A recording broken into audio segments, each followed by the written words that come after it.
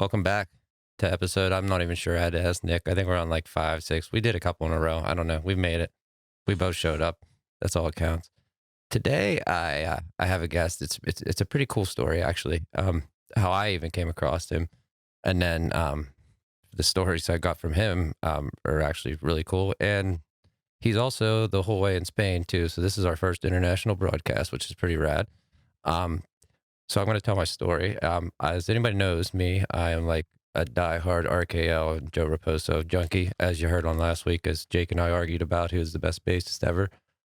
Through my RKL stuff, I came across a video of a guy covering this RKL song, and I was just, he's playing bass, and he was just blowing through it, and I'm just like, holy hell! So I followed this guy, and he kept putting them up and kept putting them up. He had his own studio, but I mean, he was just ripping. And then I noticed he was playing the bass upside down and left-handed, and I was just like, and I'm a left-handed bass player too, and I was like, holy shit! Like, this guy's playing the guitar upside down this fast. Like, I don't know, anybody that listens to RKL and the bass, the notes, whatever, like, how fast and insanely like crazy it is. And like for this guy to be doing what he was doing.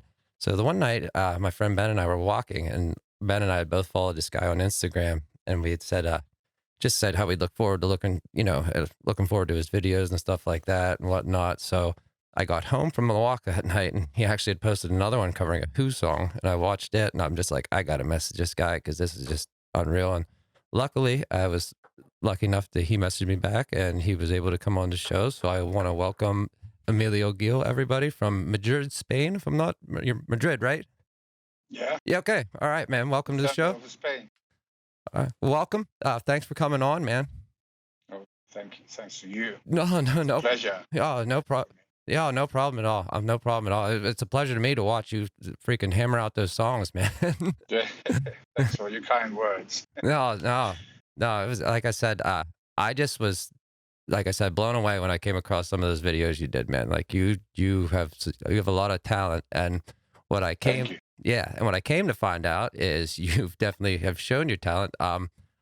You've told me, you've been on the scene pretty much. You started in '92 playing with a band called, correct me if I'm wrong if I say this wrong, is it Seismo? Yeah, seismo. Seismo? And that's which means earthquake.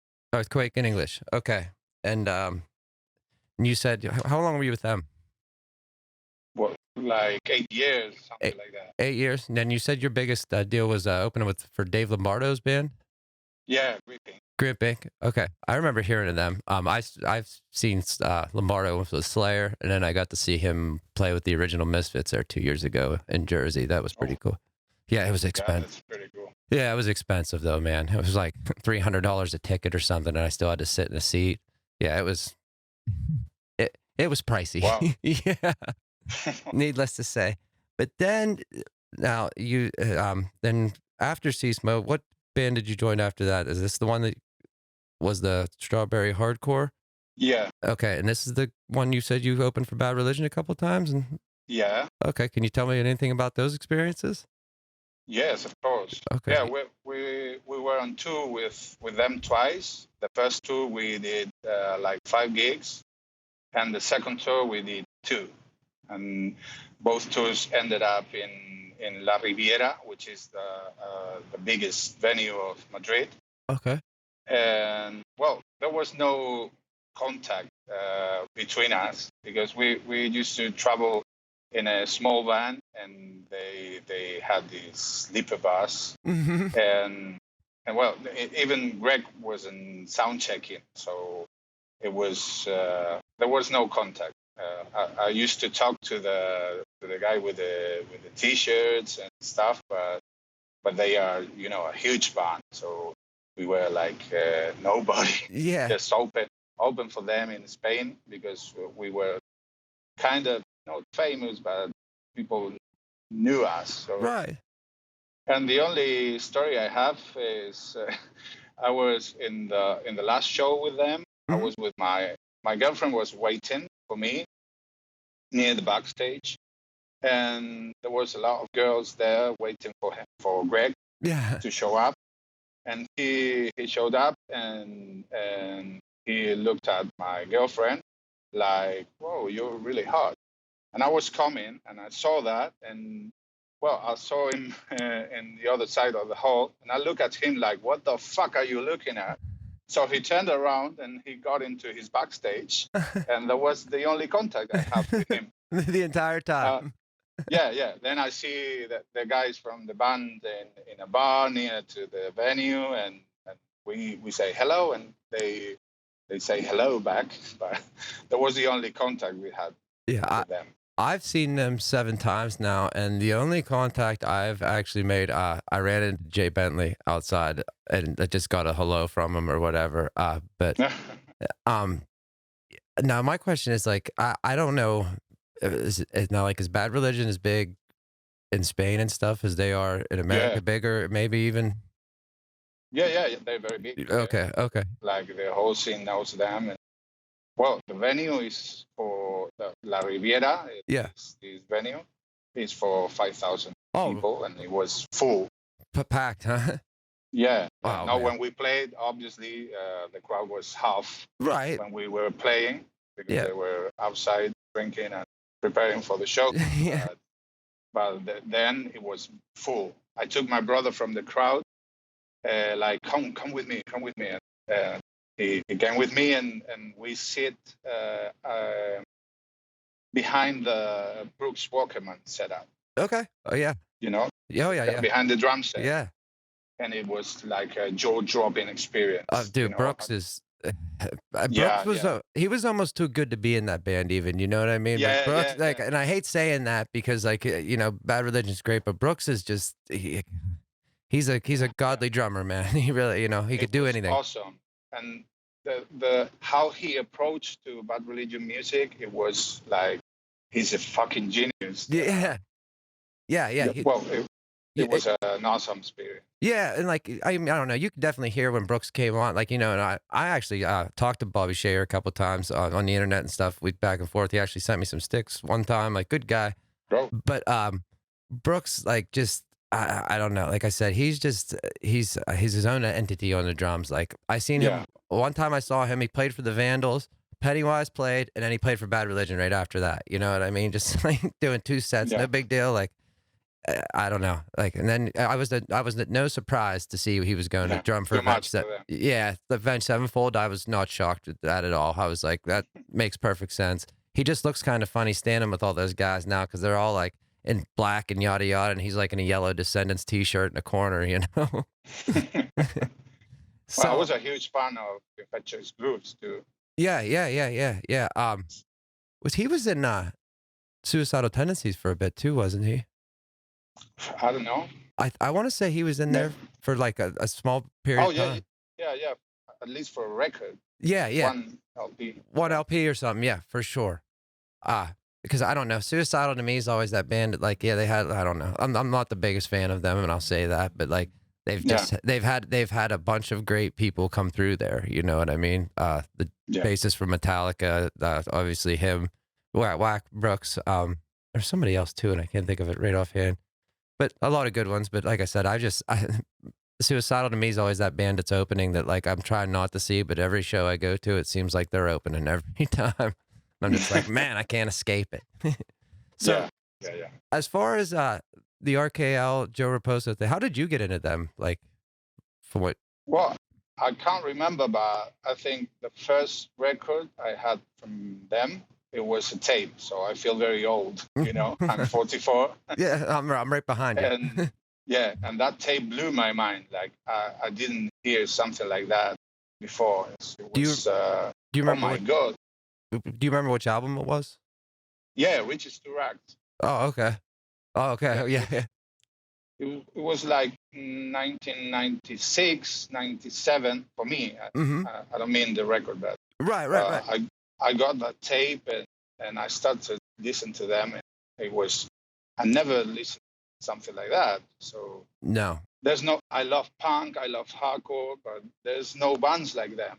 No. I mean, their technique, their speed, everything. I love everything of them. And and it's crazy because I actually, when I got into them, like I knew the song, Think Positive, and I knew of one or two other from their old stuff, but I actually got into them through Riches to Rags, like you did. Yeah, And then I've bought Rock and Roll Nightmares, so on and so forth and since. everything. Yeah, but like you said, man, it was just, and everything I put in now, like I just, nothing compares to what they do. Like No, right now, no. like I'm just on an obsession with them that this is just like, like I said, I put him, and I love Bad Religion, like I love it all, but like nothing right now is filling that unless it's that, you know what I mean? So I'm sure Yeah, my brother lives with me, so I'm sure like he's like heard the same RKL songs about 56 times a day and probably ready to pull his hair out, but it is what it is. yeah. I don't agree with your friend of the last podcast. No, I no, think Raposo is the best, and he should listen to RKL because Lagwagon profile is very different. I love Lagwagon, same here. but he's not playing the same role in that band. No, So it's and Joe didn't even join the band till 2014. You know what I mean? Like a lot of yeah, almost all those songs weren't they were already written as far as yeah. he goes. I know. So yeah, no, So He's wrong. Yeah, I know Jake's wrong. yeah, I knew that for a fact. I don't think I actually sent him a video. I sent him the blocked out video from oh, 80s. Yeah, and very cool. he did write back to me. He's like, "All right." He's like, "All right, I'm a little impressed." And I was like, "Dig a little deeper into Yeah, that." I said, "You might be surprised at what you find there." yeah. He's not even the same league.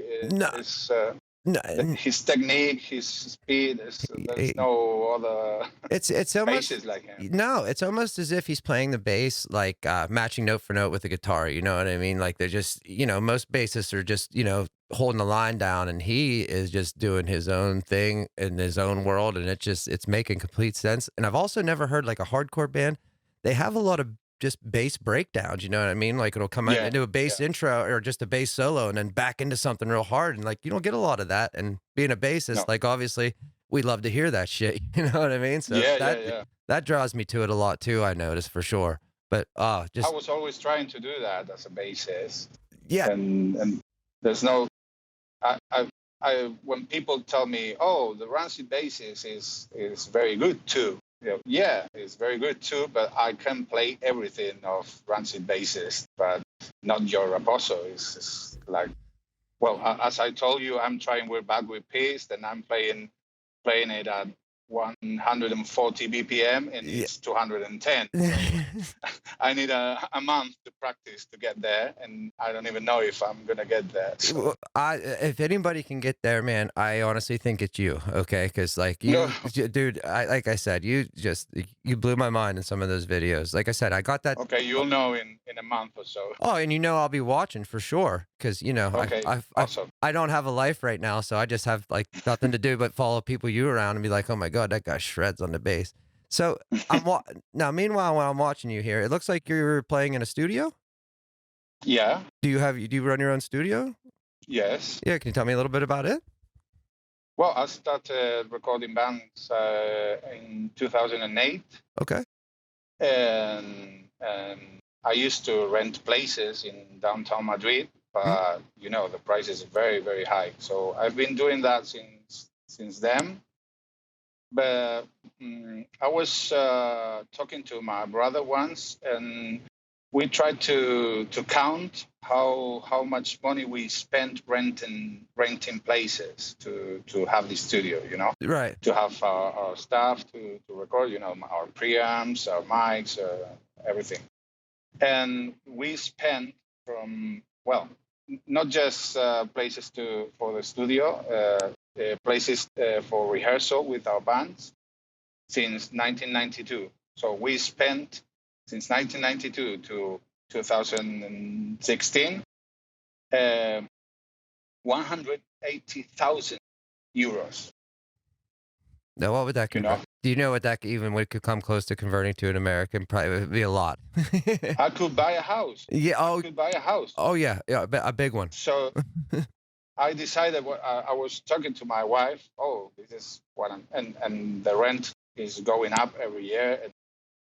It's a nightmare. So I was tired of that, and we decided to buy a house in the countryside, and I built a studio here. I don't have a room to record, for recording drums or big instruments or wing instrument. Right. So now I just mixing and mastering. I adapted a room, and I bought a big mixer. I was working in a studio the last 5 years, and they had this big mixer. I felt in love, and it was an analog mixer, DNR Orion, and I decided to buy it from them because I used to live in a flat, so there Okay. was no room for a big mixer like that. But Right. once we bought this house, made sense. Like, wow, Yeah. now I can buy the mixer Right. I'm working with. So I bought it and I was restoring it, and now it's like brand new, and it's an awesome analog mixer. So I just mix it and master it from home right now. And sometimes I record bands, so I rent a place to record the drums, but guitars, bass, and vocals I got You can. recorded here. So Oh, that's not a bad deal then, man. that's it. Yeah. Yeah, That's great. Is that keeping you busy? yeah. Yeah, that's good. No, and definitely like doing. I don't know. I'm in the process, like even opening my own business, like doing screen printing and stuff. But like, I don't know, having that at your own disposal, like you know what I mean. The studio right at your home, they're not paying the rent, not you know what I mean. Just Yeah. I mean, that's got to make life a lot easier, and also not having to drive. You know what I mean? Like just even the commute and yeah, everything else that goes along with the usual Yeah, work that's day. huge. Yeah. I used to spend, a lot, yeah, like 400 euros every month for just driving gasoline and maintenance That's of what I was the gonna say, the car. wear and tear, yeah, just, you know what I mean, wear and tear on your vehicle. Where I live, I'm in the kind of the countryside too, but, Oh, Penn State University is like 25 miles from us, so uh-huh. everybody commutes usually over to, like, to Penn State to work, but, like, I, like, have this like, I did it for a couple years and I just won't not 'cause you have to drive this mountain, and it just, like, it destroys cars within you know what I mean, within a couple Yeah, years, like, it's a lot of wear and tear, like and usually, like, to work over here to work over there, it's like a couple dollar an hour difference, and it's like, you yeah, gotta really weigh it out, you know what I mean, just because of the wear and tear and the, expense with gas and everything, and gas over here I don't know what your situation is over there, but gas over here keeps going up like everything else. yeah. Yeah. It's an iMac. Yeah, it really is. Yeah, it just broke over $3 again here. Like I don't know what you guys Well, get. now it's lower because of the COVID, so there's less people using cars, but Yeah, it's gonna it's gonna go up once the COVID is gone. So, yeah. What's your situation with that over there? Are you guys quarantined or anything, or well, we are in lockdown, you are? uh, like, but it's very stupid because people from Germany can come here like in the, to Eastern holidays, but I can go to other places in Spain because we're locked down. That doesn't. So tourists can get in, But but you can get go to out. another city here. It's a nightmare. Our politicians are very stupid, I guess. Well, I think that runs where no matter where you're at because I'm not a big fan of ours either. But Yeah, no, well, now in Spain, the thing is tourism is a very big thing. So I think they're trying to get the money of the keep the tourists. money rolling So in. because without it, we're lost. We got no industry. So we need tourists to come here. But the problem is if you don't lock everything, uh, the COVID is gonna keep going. There's no going down. We need the COVID to be gone to restore every tourism Yeah, everything. industry. So Yeah, yeah, yeah, everything. And it's starting to lighten up here. I actually just saw it today. I was in the restaurant industry for a long time. I just got out, but we were at 50% for months now capacity as far as you could, but they just lifted, I think, restrictions to that now. I think it's might be like 25 or something because we have vaccine. People are getting vaccinated and stuff over here now. I haven't yet, yeah, but are you guys receiving any of that yet? Or yeah. yeah. Oh, that's good. Yeah, it's going very slow because the whole European Union is dealing with it. So we have to wait that they say, oh, you can have I don't know, 1 million of vaccines or whatever. Right. So we're not the first, but we're doing it.